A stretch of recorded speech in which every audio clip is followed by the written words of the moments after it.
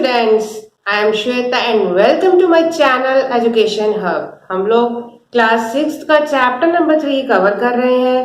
इसमें हम लोगों ने काफी कुछ सीख लिया है, तो आज हम एक्सरसाइज 3.5 करेंगे। इससे पहले हमने प्राइम फैक्टराइजेशन और कुछ नए डिविजिबिलिटी रूल्स भी सीखे थे।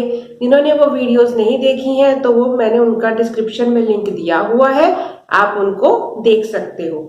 तो ये एक्सरसाइज स्टार्ट करने से पहले वो सम मोर डिविजिबिलिटी रूल्स आप लोगों का देखना बहुत जरूरी है, तभी आप यहाँ के क्वेश्चंस को समझ पाओगे और कर पाओगे।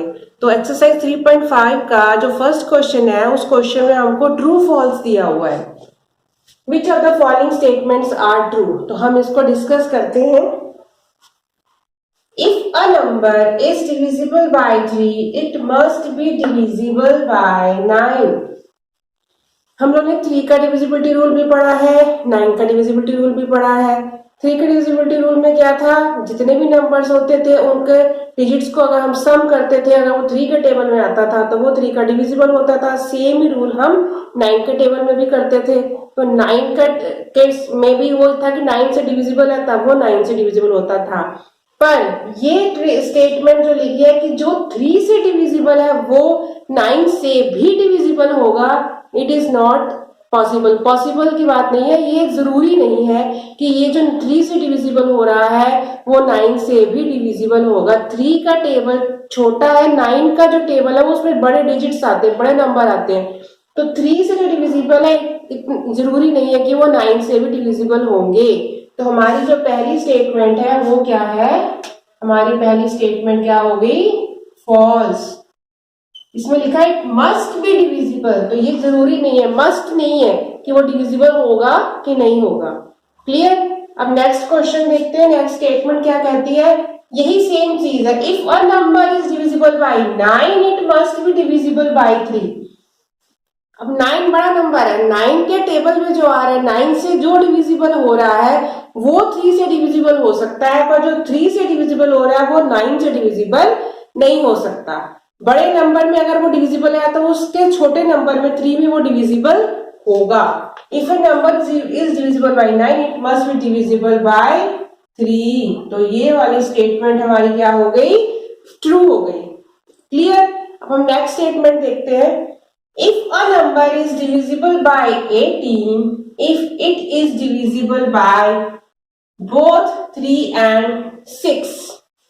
अब हम लोगों ने ये भी एक रूल पढ़ा हुआ है कि जो दो नंबर है, अगर मान लो 3 और 6 है, 3 और 6 से कोई नंबर अलग अलग डिविजिबल हो रहा है तो वो जो नंबर है इनके प्रोडक्ट से भी डिविजिबल होगा। तो यहाँ पर स्टेटमेंट क्या दी इन्होंने, पहले हमारा जो दे दिया है नंबर 18 दे दिया जो कि इन दो नंबर्स का प्रोडक्ट है। तो इन्होंने बोल दिया ये जो प्रोडक्ट है वो डिविजिबल, अगर वो प्रोडक्ट से डिविजिबल हो रहा है तो वो दो नंबरों से अलग अलग भी डिविजिबल होगा। ये जरूरी नहीं है, it not be every time, it's not be possible. हमेशा ये पॉसिबल नहीं हो सकता।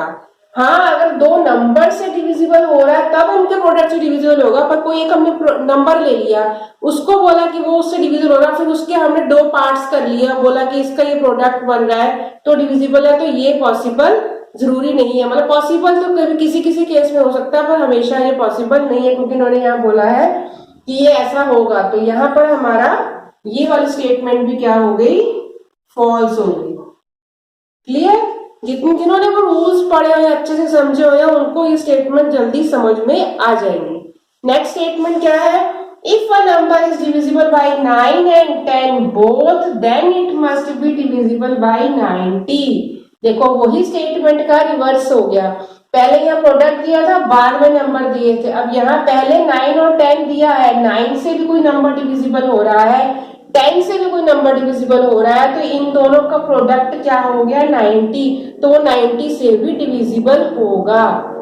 तो ये स्टेटमेंट हमारी क्या हो गई, ट्रू हो गई। हम पहले ही रिजल्ट नहीं बता सकते कि रिजल्ट से हो रहा है तो वो 2 नंबर से होगा। हमें पहले वो दो नंबर पता होने चाहिए जिनसे वो चीज डिविजिबल हो रही, तभी तो हम उसके रिजल्ट यानी प्रोडक्ट से बता पाएंगे कि वो डिविजिबल है कि नहीं है। क्लियर? अब हम नेक्स्ट स्टेटमेंट करते हैं। हमारी नेक्स्ट स्टेटमेंट क्या पूछ रही है, उसमें क्या बोला गया है, If two numbers are co-primes, at least one of them must be prime. ये भी हमने पीछे डिविजिबिलिटी रूल सीखा था कि अगर दो नंबर को प्राइम है तो उनका हमने क्या सीखा था, प्रोडक्ट भी हमारा डिविजिबल होगा। दो नंबर अगर को प्राइम है तो उनके जो प्रोडक्ट है वो भी उस नंबर से डिविजिबल होगा। पर यहाँ पर क्या बोला गया है कि अगर दो नंबर को प्राइम है तो जरूरी है होना, इट मस्ट बी एटलीस्ट उसमें से एक नंबर प्राइम नंबर होगा ही होगा, ये जरूरी नहीं है। मान लो मैंने दो नंबर ले लिए, 9 ले लिया और 10 ले लिया। 9 के फैक्टर क्या होते हैं? 9 के फैक्टर होते हैं 1, उसके बाद होता है 3 के बाद सीधे आता है 9। ठीक है, अब हम 10 के अगर फैक्टर लेते हैं तो 10 में आता है 1, आता है 2, आता है 3 नहीं आता, 5 आता है, 6 नहीं आता, 7, 8, तो ये हो गया 10। अब हमने देखा यहाँ पर हमारे आपस में कुछ नहीं मैच कर रहे, इसका मतलब 9 और 10 हमारे को प्राइम नंबर्स है। तो ये को प्राइम नंबर्स है तो उन्होंने बोला है कि उसमें से एक नंबर प्राइम होना चाहिए, पर हमारे ये जो दोनों नंबर है 9 और 10 ये प्राइम नंबर्स नहीं है, दोनों के दोनों हमारे कंपोजिट नंबर्स हैं। तो इसलिए ये जरूरी नहीं है कि कोई भी दो नंबर अगर को प्राइम है तो उनमें से कोई एक नंबर प्राइम नंबर होगा ही होगा। तो हमारी ये वाली स्टेटमेंट क्या हो गई? फॉल्स हो गई। क्लियर? अब नेक्स्ट स्टेटमेंट क्या है? All numbers which are divisible by 4 must also be divisible by 8।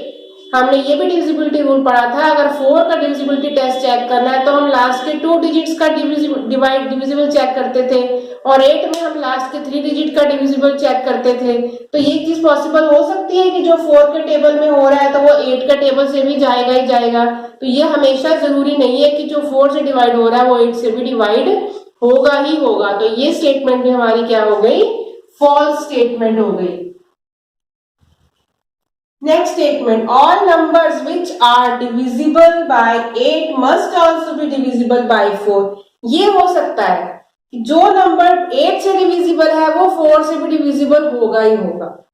तो जो मैंने पहले भी स्टेटमेंट से बताया था, जैसे बड़ा नंबर है इसमें से जो डिविजिबल हो रहे हैं वो उससे छोटे यानी उसी के से रिलेटेड 4 से वो डिविजिबल होंगे ही होंगे। तो ये वाली स्टेटमेंट हमारी क्या हो गई? ट्रू हो गई। क्लियर? अब लास्ट के दो स्टेटमेंट्स भी पढ़ के देख लेते हैं। अब हमारे नेक्स्ट स्टेटमेंट में क्या बोला गया है?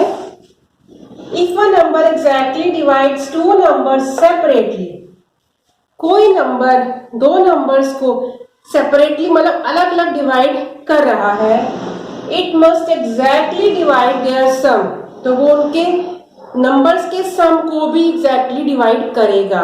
ये हमने डिविजिबिलिटी रूल में सीखा था, प्रीवियस वीडियो में मैंने बताया था आपको कि दो नंबर अलग अलग एग्जाम्पल के तरीके साथ भी समझाया था कि दो नंबर अगर अलग अलग किसी नंबर से डिवाइड हो रहे हैं तो अगर उन दोनों नंबर का सम करेंगे तो वो भी उस नंबर से डिविजिबल होगा।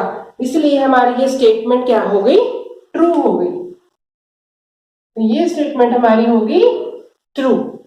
अब नेक्स्ट स्टेटमेंट में जस्ट इसी का उल्टा पूछा हुआ है, रिवर्स करके पूछा है, if a number exactly divide the sum of two numbers, कोई नंबर है किसी दो नंबर्स के सम को डिवाइड कर रहा है तो ये जरूरी है कि it must exactly divide the two number separately, तो वो नंबर्स को अलग अलग भी डिवाइड करेगा। ये पॉसिबल नहीं हो सकता, ये हमेशा पॉसिबल नहीं होगा। टू नंबर्स को अलग अलग डिवाइड कर रहा है तो उनके सम को डिवाइड करेगा, पर कोई दो नंबर के सम को डिवाइड कर रहा है तो जरूरी नहीं है कि उन दोनों नंबर के जो अलग अलग नंबर्स है सेपरेटली उनको वो डिवाइड करेगा ही करेगा। तो ये वाली स्टेटमेंट हमारी क्या हो गई?